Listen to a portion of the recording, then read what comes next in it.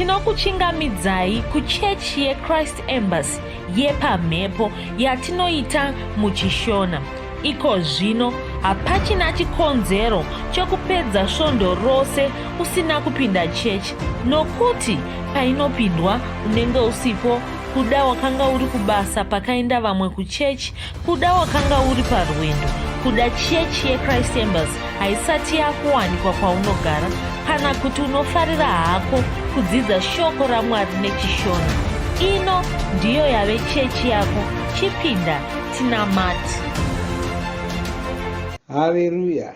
Tinosangana zvekare pamunamato wedu weChrist Embassy watinoita pamhepo muchishona, ndichivimba senguva yose kuti makava nesvondo rakanaka, uye ndichivimba zvekare kuti muri kufamba nesu senguva yose pazvidzidzo zvatinokutumirai, tichikupai zuva rimwe nerimwe.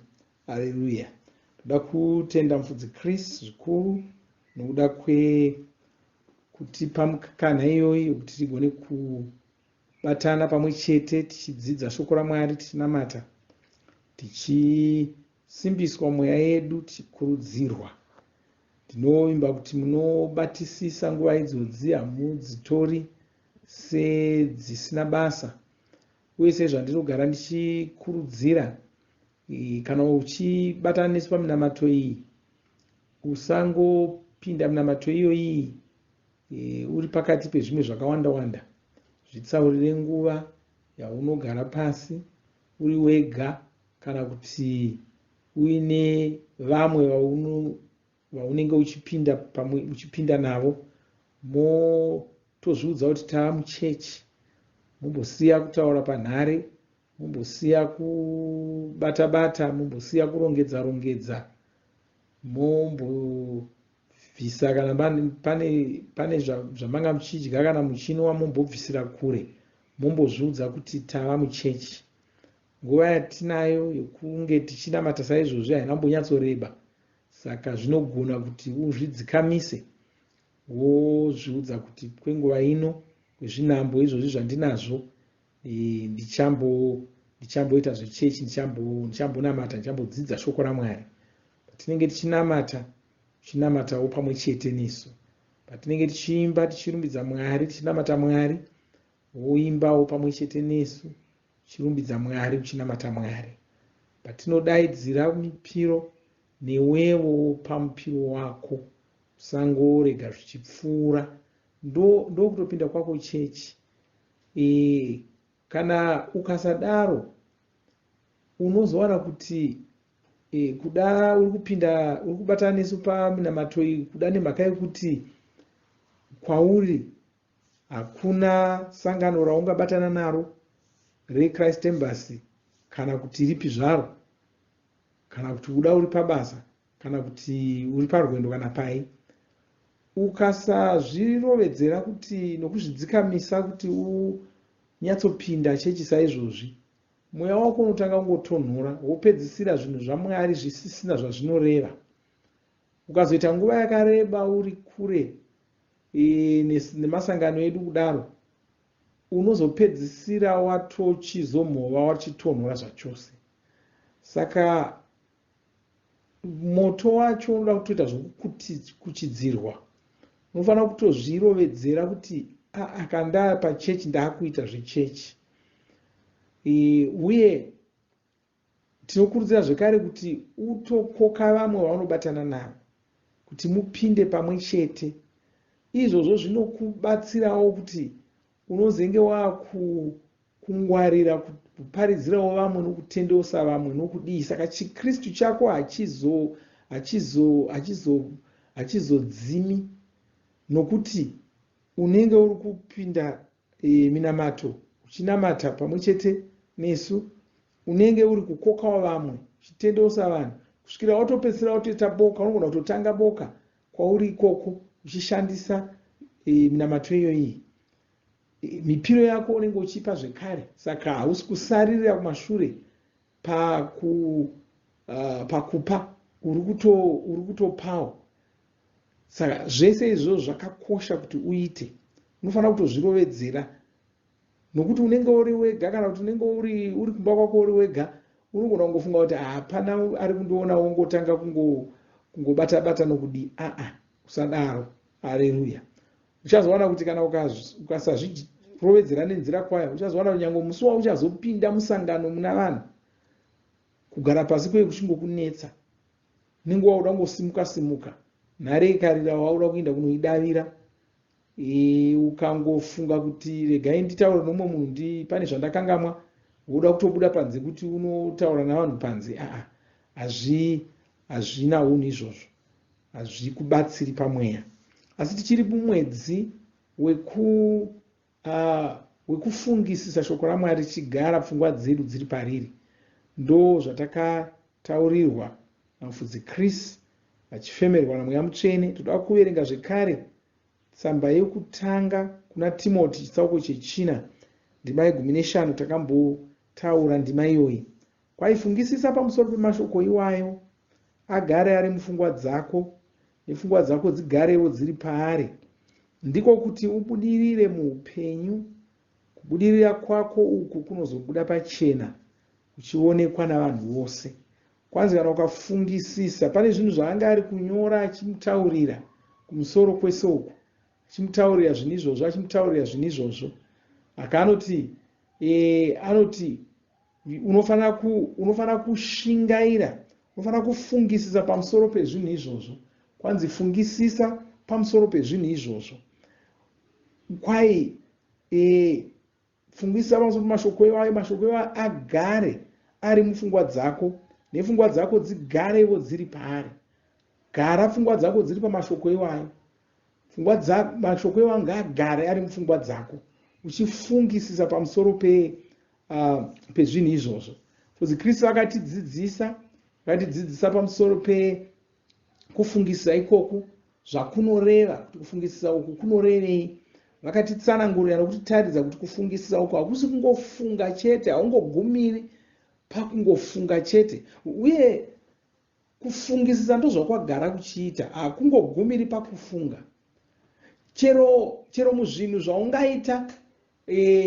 zvaungaita muupenyu, ukatanga kufungisisa pamusoro pechinhu, unotanga chiri mupfungwa mako uchifunga nezvacho, asi unozoona wakuchizevezera uchichitaura.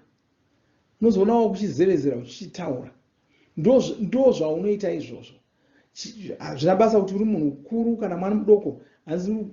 Ndinofunga kuti makambotarira vana vadoko kudari ega achitamba ari apo, munomuona achitaura ari ega. Chii chiri kuitika? Musoro make makazara zvinhu izvozvo zvaari kutaura, saka zvinozopedzera zvaakubuda napamuromo pake akuzvitaura. Munhu mukuru ndizvozvo, anogona kunge akagara apo achifungisisa, asi achifungisisa kudaro anopedzisira akutaura. Izvi tinonyanya kuzviona kuvanhu vati kurei zvakanyanya, asi nyangwe vakura vari vechidoko, chinongoitika ndechokuti angasangoda kuonekwa achitaura ari ega, asi kana akanga ari paanenge achifunga kuti hapana munhu, anototaura, anotanga achizevezera, chifambisa miromo yake asinganzwi, asi unozoona akutaura, akutodanidzira. Ndizvo zvinoita kufungisisa. Kana ukaona usati wakubudisa zvinhu muromo wako, hausati wadzamisa pfungwa pamusoro pechinhu ichocho, ukadzamisa pfungwa pamusoro pechinhu ichocho, chinobuda napamuromo hachiregeri. Saka kufungisisa kwatiri kuita hakusi kungogara wakarereka musoro uchingofunga. Aiwa, tinozviona kakawanda kana munhu aine zvinhu zviri kumunetsa, kana kuti ari kukanganiswa navamwe vanhu, unomuona akagara ipapa achitanga kufunga, achifungisisa, zvokuti dzimwe nguva nyangwe pana vanhu anogona kutosaziva kuti pana vanhu, mozongoona akutaura ega achiti ndichamukaurisawo chete, akutaura achidaro, ndichamukaurisawo chete, achandiona gore rino. Mutomuona akutaura achidaro, achandiona gore rino. Chii chaitika? Wafungisisa, wadzamisa pfungwa dzake pamusoro pechinhu ichocho. Asi munoona dambudziko riripo nderokuti zvinhu izvi vanhu vazhinji vanonyanya kuzviita muzvakashata, saizvozvo kunge akatsamwira munhu. Hapana munhu anotsamwa akangoramba akanyarara ari ega, hazvigoni. Anenge asati atsamwa. Kana anyatsotsamwa chaizvo chaizvo, munomunzwa akutaura ega, munomunzwa angotaura kuti ungandidarei, unofunga kuti ndiri chii chake. Ari kutaura ari ega, ari kufamba ari ega achitaura kudaro. Angandiita saizvozvo inini, anondiona semwana wake, anondiona sechakati chake, anondiona sechituta. Wakutaura, shungu dzako dzakututumana pamuromo pako. Haleluya. Asi zvatiri kudzidziswa neshoko raMwari ndezvokuti zvinhu izvi ngachizviita muzvakanaka, chizviita mushoko raMwari. Kufungisisa kwawakaita pawakagumburwa navanhu kuya, chifungisisa riri shoko raMwari. Chifungisisa shoko raMwari rati kana munhu muna ponesi Jesu yava imwewo mhuka, chava chisikwa chitsva, zvekare zvapfuura, zvese zvazvitsva. Shungu dzawakambova nadzo dziya uchifunga pamusoro pokugumburwa kwaungaitwa, chishandisa shungu idzodzo muzvakanaka uchifunga pamusoro pendima yakaita saiyoyo. Ukadzamisa pfungwa sokudzamisa pfungwa kwawakaita pawakagumburwa paya, uchazopedzisira wakuona mashoko akuda muromo mako. Saka mufudzi Kristu vakatitaurira kuti kufungisisa uko kunotangira musoro mako, asi kunopedzisira kwakutanga kututumana nepamuromo pako, kwakubuda napamuromo pako, kwakupfachuka napamuromo pako. Haleluya. Rotanga riri zeve pamuromo ipapo, asi zvoramba zvichibundira, zvichikomba, zvichiwanda. Wozopedzisira wakudanidzira, wopedzisira wakudanidzira, inzwi rako raapamusoro. Saka kana kufungisisa kwako kusati kwaita zvinhu zvitatu izvozvi: funga musoro mupfungwa dzako, tutumana pamuromo pako sezeve, zvichizopedzisira wakudanidzira, ukaona usina kusvika kudai, hausati wadzamisa pfungwa pamusoro pechinhu ichocho. Saka kufungisisa kwako hakusati kwakubudisira chinhu. Hakugoni kukubudisira chinhu, hausati. Zvakafanana nezvandikutaura zvokuti kana ukanga wagumburwa nemunhu, kana ukasasvika pakutaura uri wega uchiti nhasi vanondiona, ukasasvika pakudaro, hausumuki ukaenda ukanotsvaka kumutsa dzivo nevanhu ivavo. Hazviiti. Shungu dzako hadzina zvadzinokutuma kuita kana ukasadaro. Asi ukadziona dzakubuda napamuromo shungu dziya, nyangwe vanga vari vakuru vane simba rakawanda, unotonongana navo chete, hauregeri. Nokuti shungu dzikasvika pakadaro hadzichisina mugoni, hadzichisina uchadziva. Chiita shungu idzodzo kushoko raMwari. Ukaona ukatanga kutaura ukatanga kufungisisa pamusoro pekuti wava imwewo mhuka, wava chipuka chitsva, kutanga kufungisisa kuti asi chaizvo ini ndingarwara sei, ndakatakura mweya mutsvene, chii chingaitika, ndinozorwara zvaita sei. Wotanga kufungisisa pamusoro pazvo kusvikira wakutaura pamusoro pazvo, wakutaura uri woga kuti asi zvinoitika sei, hazvigoni kuti ndirware. Wona wakudanidzira ukati kana hazvigoni, hazvitombogoni zvachose, ini handirwari, ini handikurirwi, ini handikundikani, ndakatakura mweya mutsvene kaini, mweya mutsvene vari mandiri. Kana munhu ana mweya mutsvene anokurirwa sei? Kana munhu ana mweya mutsvene, nhengo yomuviri wake inotanga kubata chirwere ndeipi? Iyoyo inenge isina kunyangatwa namweya mutsvene, ndeipi nhengo iyoyo? Ndapapi utachiona hwacho hunosenerera napai panzvimbo pana mweya mutsvene? Hauiki mweya mutsvene here? Haleluya. Uri kufungisisa, uri kutaura pamusoro pazvo, upedzisira wadzungudza musoro nokumwiza, ukati kwete, hazvigoni, hazvitogoni zvachose. Ndo kufungisisa kwanofanira kuita. Mwedzi usati wapera, uye basa iroro kufungisisa harina parichapera. Tangoritanga kuridzamisa chete mwedzi uno, asi tiri kufamba naro, tiri kuramba tichingoenda naro. Saka zvipinze mugwara, uzvirovedzere, utange kufungisisa nenzira iyoyo. Fungisisa, dzamisa pfungwa dzako pashoko raMwari kusvikira wakutaura, kusvikira zvakututuma nomuromo mako, kusvika wakutaura uri wega sebenzi. Haleluya! Izvozvo ndozvotaridza kuti wadzamisa pfungwa dzako pachinhu ichocho. Haleluya! Ngatitinyengetere. Baba, kutenda nezita raJesu Kristu. Nopa mbiri nekudzo kwamuri, nopa kudzo kwamuri makanaka, muri mutsvene. Ndoda kutenda nekuda kwomumwe nomumwe wasibatana nemi pamunamato uno. Ndinotaura maropafadzo pamusoro poupenyu hwake muzita ramambo Jesu Kristu. Baba, ndinokutendai, ndokurumbidzai, ndonyengeterera mumwe nomumwe asiri kunzwa zvakanaka, tichirayira kuporeswa kwomuviri wake, tichirayira kuporeswa kwenyama yake, tichidzingira kure zvirwere zvese, tichidzingira kure marwadzo ese kubva muviri make nezita raJesu Kristu. Tichibvuma kuti waporeswa muzita ramambo Jesu Kristu. Baba, ndinokutendai nokurumbidzai. Haleluya, amen. Zvekare ndoda kuti murangadzai kuti svondo rinouya chishanu tichipinda mugovera tinenge tine chirongwa che Reach Out World, chirongwa chatiri kupemberera kusvitsa ruponeso kwatiri kuita pasi rose tichishandisa bhuku redu reRhapsody. Ndoda kuti mubatane nesu pachirongwa ichocho, musadarikira. Mufudzi Kristu anenge achititaurira zvakawanda nezvimwe zvitsva zvatinokwanisa kuita, zvatinofanira kuita kuti tifambise ruponeso irwo tirusvitse kunyika dzose dzepasi rino. Zvekare musi wesvondo wacho tinenge tine chidyo, saka ndoda kuti mugadzirire chidyo musi wesvondo iwoyo.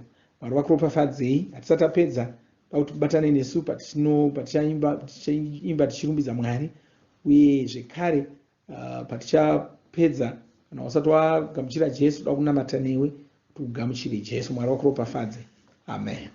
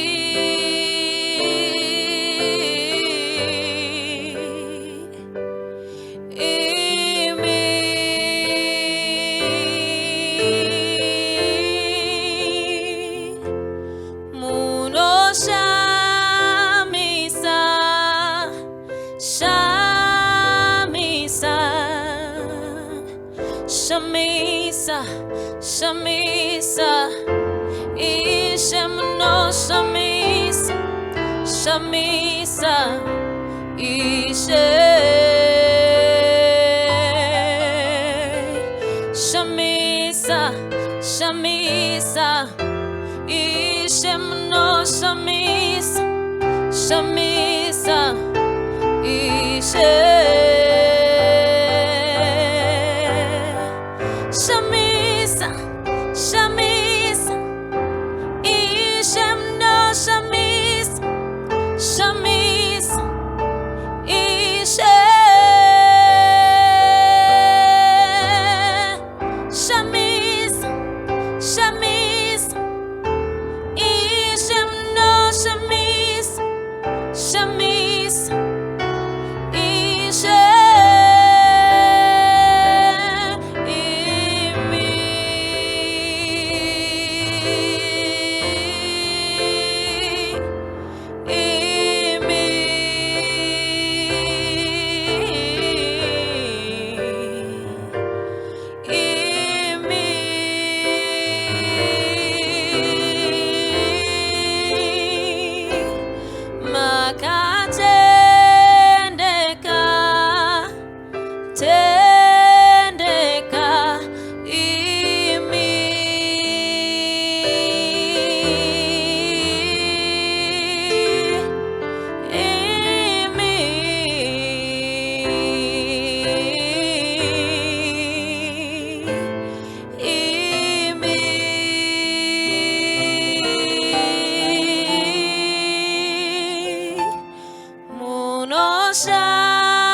Shamisa, Shamisa, Ishe, hakuna mumwe akaita semi, no kurumbisai, Ishe wematishe.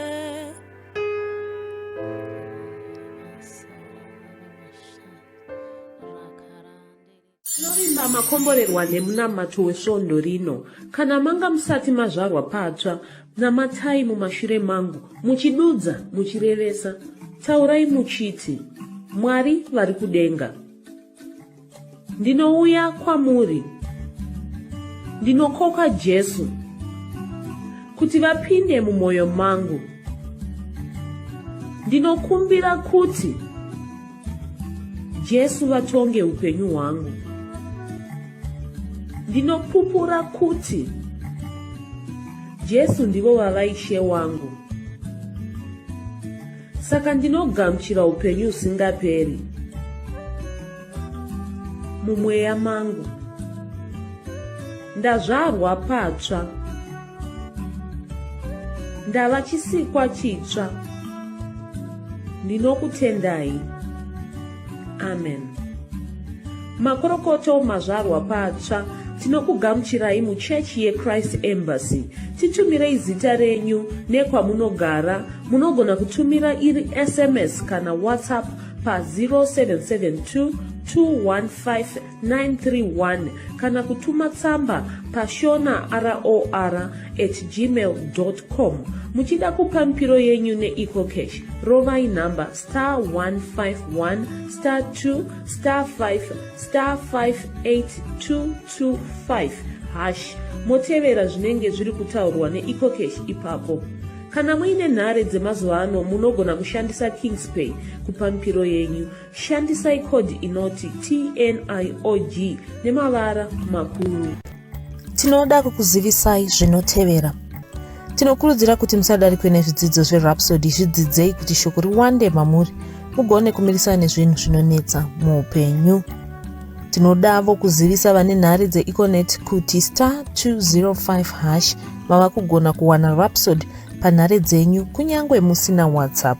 Rovai nhare idzi muwane Rhapsody panhare dzenyu zuva rimwe nerimwe.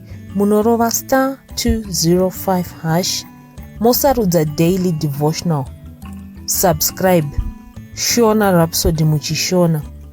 Munamato uno munoubata pa WhatsApp, pa radio, pa YouTube panoti Shona Online Church. www.ce-shonachurch.org nepa vcc.rhapsodyofrealities.org. Tinokumbira mutizivise kana muri kutibata pane imwe yenzvimbo idzi. Kana pari paindaneti munogona kunyoresa muchitipa zita renyu. Kana pari pawhatsapp tinyorerei tigopota tichikutumirai zvimwe zvidzidzo, kana kutitumira sms pa0772 166 928. Ivai nesvondo rakanaka.